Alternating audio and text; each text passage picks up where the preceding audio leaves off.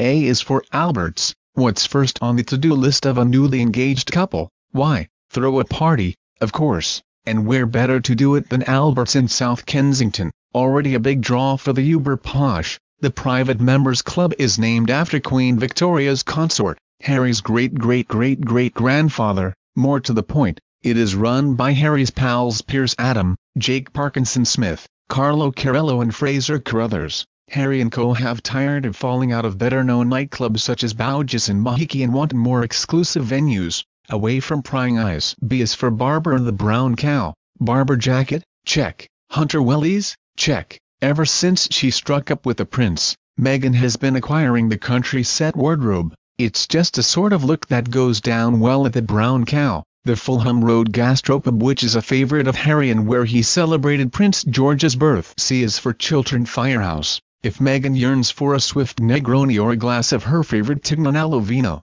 she will pop into celebrity haunt Chiltern Firehouse, owned by American multi-millionaire Andre Bullish. His daughter, Alessandra, is dating one of Prince Harry's oldest friends, posh bad boy Arthur Landon, one of Britain's richest young men, who was with the prince when he found himself photographed naked in Vegas. D is for dogs, but not for corgis. She may have given up her acting career for Prince Harry, but Meghan will never give up her two dogs, Bogart and Guy, who have arrived in the country on doggy passports. The Labrador German Shepherd and Beagle, both adopted from an animal shelter, are close companions. D is also for Copper Dog, a brand of whiskey recently launched by Harry's friend Piers Adam. E is for the Emirates Stadium, home of Arsenal Football Club. It is no secret that her boyfriend is a Gunners fan, as, reportedly, is the Queen. So Meghan is going to need a crash course in the offside rule before Harry takes her to their North London stadium.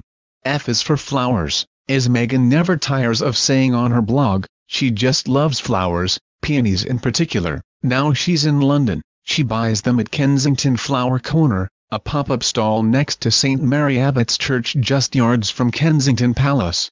G is for glasses and golf. Meghan does not go far without her Finlay & Company sunglasses, which are monogrammed with her initials. She wore the £120 Percy light tortoiseshell frames to the Invictus Games, sparking a rush of orders for the British brand. Expect to see her on the guest list for the opening of their first store in Soho, along with fellow fan Pippa Middleton. Perhaps she'll arrive in her discreet chauffeur-driven VW Golf hatchback, similar to one used by Kate.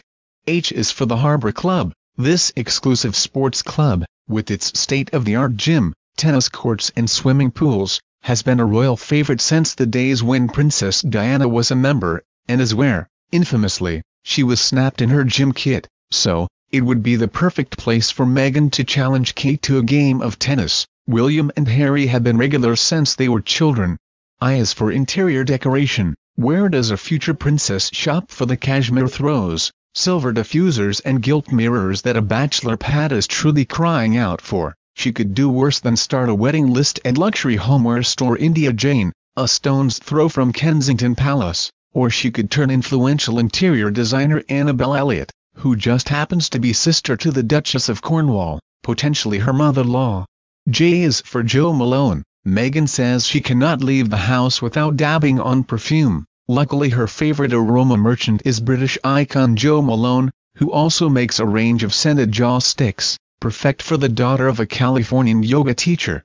K is for Kensington Palace. In the short term, Meghan may join Harry at Nottingham Cottage, his two-bedroom padded KP as it is known, home, of course, to brother William and family, plus assorted other royals, including the Kents. Meghan and Prince Harry are expected to move into a larger apartment if they marry.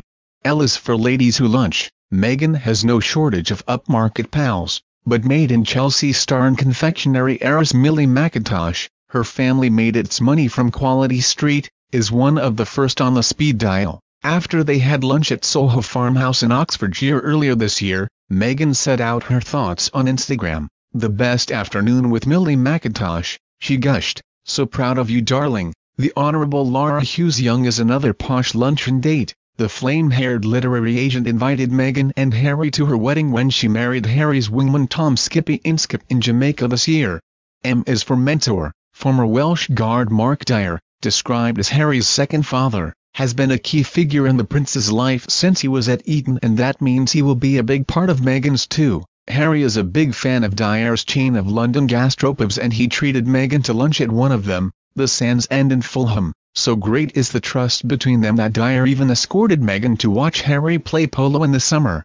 And as for Nicola Joss, Meghan is a fan of A-list facialist Nicola Joss. She visits her salon in Covent Garden whenever she is in London and pays £250 for the privilege of having her massage her face inside and out. Other fans of the 60-minute bespoke sculpting inner facial include actresses Scarlett Johansson and Gwyneth Paltrow. Nicola massages your face from the inside out. Yes, really, says Meghan, sculpting your cheekbones and reshaping your face with targeted movements to lift and brighten.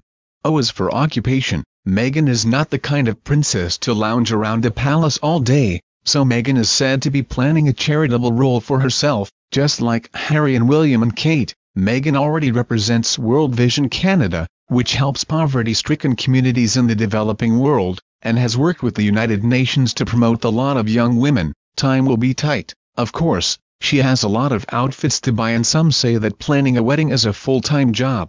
P is for Portobello Road. The Queen doesn't carry cash, but Meghan does, and she loves the bohemian vibe at Portobello Road Market, famous for its antiques and collectibles. Her favorite haunt in Toronto was the aptly named Kensington Market with its exotic mix of street food, shabby chic and blaring music. Sandringham could seem rather quiet.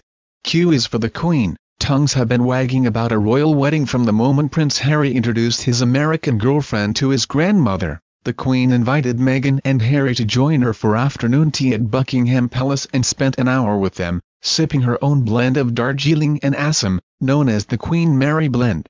Q is also for Quintessentially. The concierge group, founded by Camilla's nephew Ben Elliot, will be on hand to arrange any pesky restaurant bookings. R is for Richard Ward. If Meghan takes her sister-in-law's advice, she will have her hair cut at the Middleton family's favorite hairdresser Richard Ward. Kate gets her hair cut and colored every 8 weeks, with organic vegetable dye and subtle low lights, at the salon, just off Sloane Square. S is for Soho House. Meghan already knows the trendy British Members Club from its branches in Toronto, where she lived while filming American drama Suits, as well as other branches around the world. Indeed, she is said to have conducted her discreet romance with Harry at a series of international Soho houses after her close friend Marcus Anderson, a consultant to the chain, and known as the King of Soho House, introduced Meghan to her Prince Charming.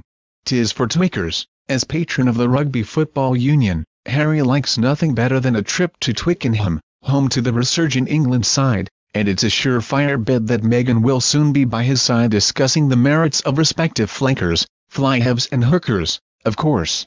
U is for the U.S. Wives Club. Meghan will quickly feel at home because American Wives and Girlfriends are already a hit with Harry's crowd. Best friend Guy Pelly has married Lizzie Wilson, for example, an heiress to the Holiday Inn Hotel empire. Film producer Alexandria Jackson is dating Thomas Van Straubenzee, another Harry chum, and Alessandra Balish, daughter of Chiltern Firehouse owner Andre, is the American girlfriend of multi-millionaire filmmaker Arthur Landon. V is for Van Hahn. The couple may soon need a country pile of their own, and they can check what's on offer through the poshest of posh estate agencies Van Hahn, which is owned by Princess Charlotte's godfather Thomas Van Straubenzee and his pal Rory Penn. Old Harrovian Thomas, known as Vans, has known William and Harry since Ludgrove Prep School. The couple were recently spotted house hunting in the Cotswolds. On the other hand, the Queen might just give them one. W is for Whole Foods. Meghan has been seen shopping at the upmarket store, a favorite among well-heeled Kensington residents and which is just across the road from Kensington Palace. The American supermarket makes her feel at home and supplies her with her favorite organic vegetables. In true Californian style, Meghan is a devotee of Hollywood's latest foodie fad, flexitarianism, which means deciding to be vegetarian when it suits. X is for Harry's exes. It's a hazard of moving in such exclusive circles, there's no escaping them, so brunette Meghan can expect to find herself bumping into Harry's blonde former girlfriends such as Chelsea Davy, Cressida Bonas and Florence Brodinal Bruce, all regulars on the London circuit. X is also for Christmas. Last year Meghan and Harry were spotted in Battersea Park buying a Christmas tree. At what point will she be invited to join the firm on Boxing Day, and what will this animal lover make of a favorite seasonal pastime, blasting wildlife with a shotgun? Why, as for yoga, as the daughter of a yoga instructor, Meghan will be keen to find a local studio to do her sun salutations, and where better than Bodyism, branded by Tatler as the poshest gym in London. Already a favorite with Pippa Middleton and the Beckhams, its credentials are excellent. The boutique gym boasts intense yoga, oxygen filters, vitamin D emitting lights, strong coffee and green shakes. Naturally, Meghan's mum Doria would approve, but will she convert burger-munching Harry? Z is for Zara, both of them. She may not yet have met Harry's cousin Zara, but Meghan has already been given the royal seal of approval by her husband Mike Tyndall, who is a fan of her TV show Suits. Like Kate, Meghan is also a fan of Spanish brand Zara, which has a huge store around the corner from Kensington Palace. She owns a pair of their distressed denim jeans, but she'd be wise not wear them at Balmoral.